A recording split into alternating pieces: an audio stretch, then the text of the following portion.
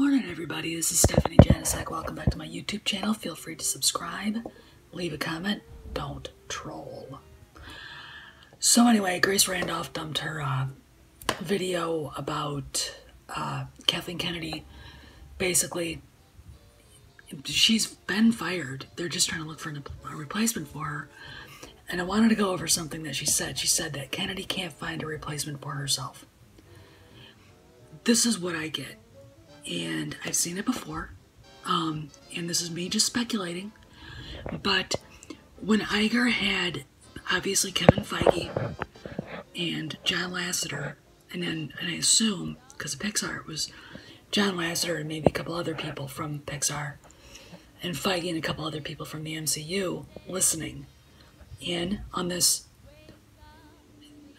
It must have been like a paper fight or a food fight going on at Lucasfilm. I mean, listening in on this, I think he already had in mind who he wanted to replace her.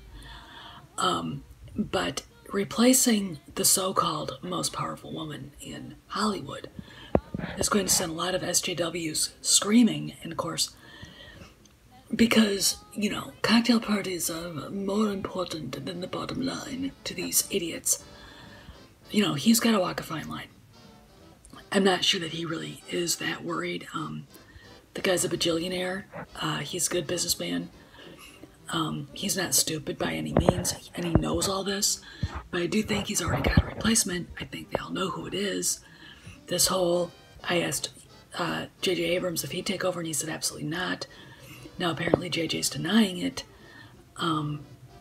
It's just basically, I think, a way to prep the battlefield for when, in September probably, all of this happens. Because I don't believe, and I think he understands it, that they can wait until after episode 9. They just can't.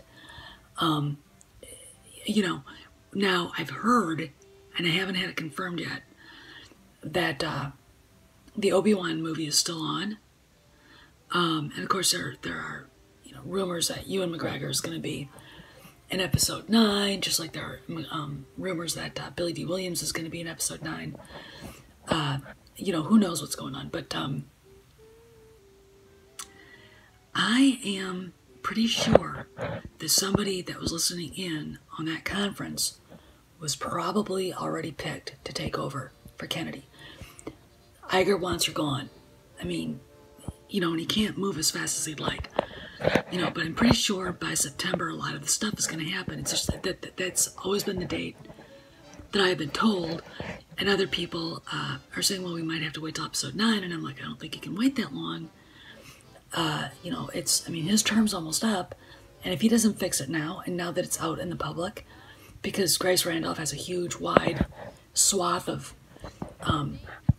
you know, subscribers and viewers, that now that it's out there in the public, and I think she was the one picked to do this, that it's gonna get real interesting for Iger. And I don't honestly think that, like I said, he can wait until 9. And I think he's already got a name. I talked to a friend of mine who's a director in Hollywood, whose name shall not be mentioned, and I said, what do you think? Do you think he's already got somebody in mind? And he said, I absolutely agree with you. So all this, well, she has to pick her own person and they can't find anything, is just, you know, a way to kind of give her a cover, I think. You know, and it's just, to me, it's all fascinating. I just, watching this unfold. But, and I'm pretty sure that whoever was listening in on that meeting also has a good idea that he's going to kick out a bunch of other people too.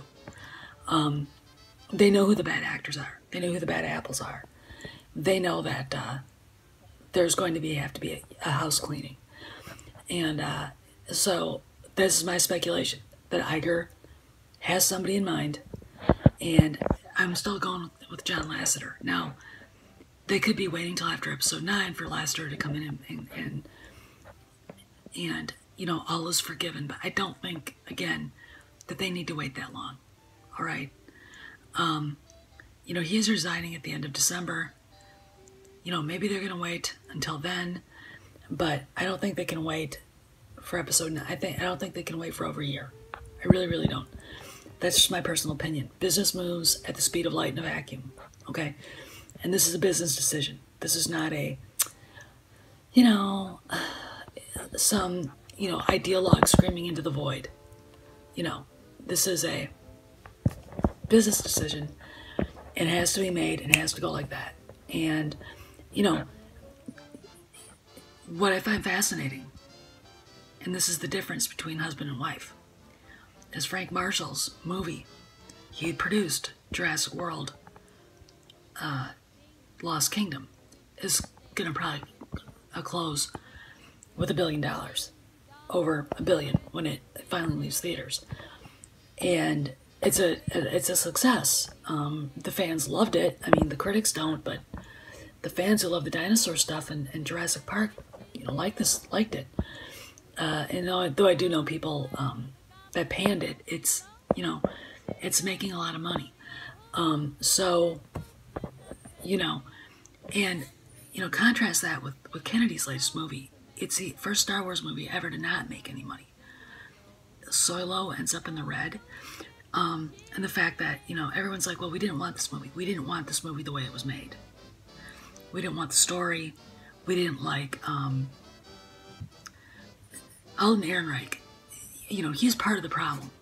And then, of course, it came so close in after The Last Jedi, and people are still, you know, suffering PTSD from homeless, green milk drinking Luke and flying Leia and Purple Admiral gender studies. You know, I mean, I don't think I'll ever get over any of that. I mean, I'm going to have nightmares till the day I die over that. You know, so, and of course, you know, now you get this, you know, backlash against Iger. Well, Lucasfilm didn't want it to come out until December. Disney said they wanted it to come out when it was supposed to come out, and they knew it was going to be a flop, and it couldn't be a flop.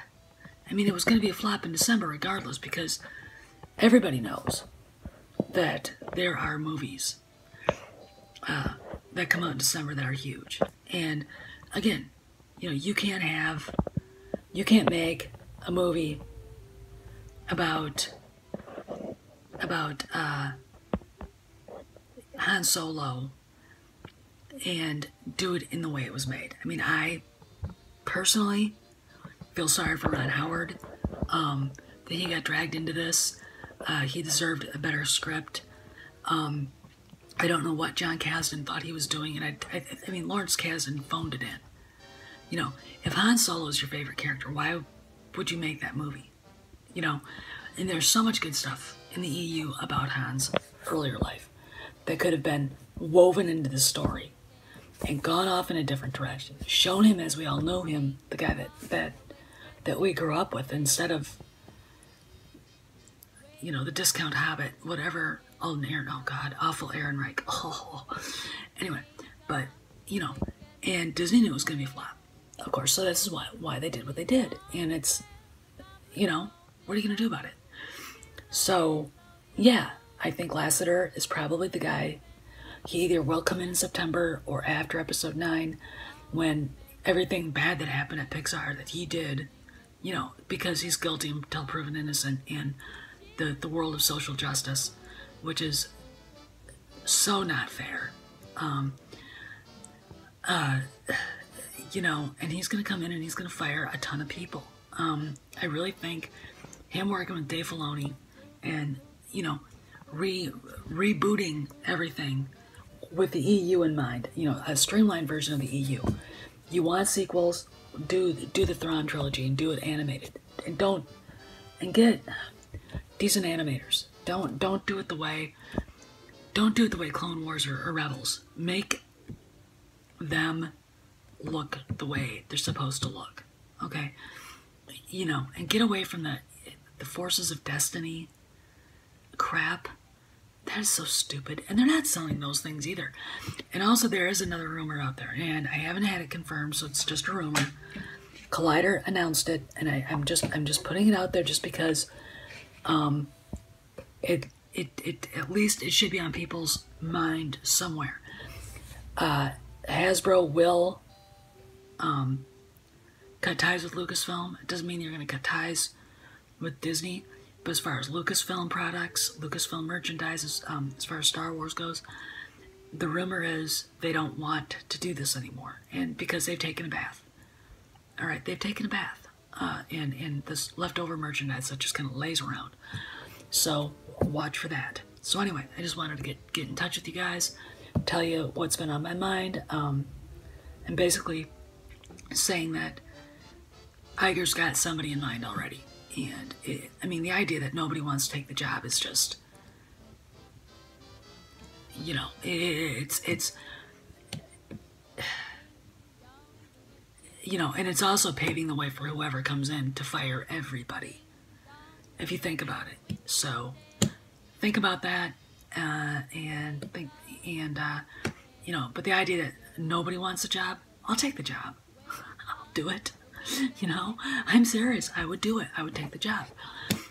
But but it's somebody who's already got, you know, tapped on the head. Do you want this? Yes, I do. Okay. We're going to do this, this, this, and this, and you go in and then clean it up. The fact that they're saying that it's a toxic environment makes it very easy for whoever to go in there and say, you, and you over there are fired. Get out of here. There's envelopes with your name in the back. There are 2 different documents to sign. Sign them both. Take your copy. Take your severance check, and the giant gentleman, the former Navy SEAL security guard, will escort you to your cubicle. Clean out your shit, get out. Or clean out your desk, clean out your office, and get out. Okay, that's exactly what I would be doing. And I think that's probably what whoever is going to take over will do. Anyway, so, you know, stay tuned because it's getting real interesting now. And it's not about ideologues at cocktail parties. It's about Disney's bottom line. With the Fox merger, Iger's got a plate full. And he's probably really pissed off right now at all this stuff. So this is Steph, signing out. Stay tuned. See you around the galaxy.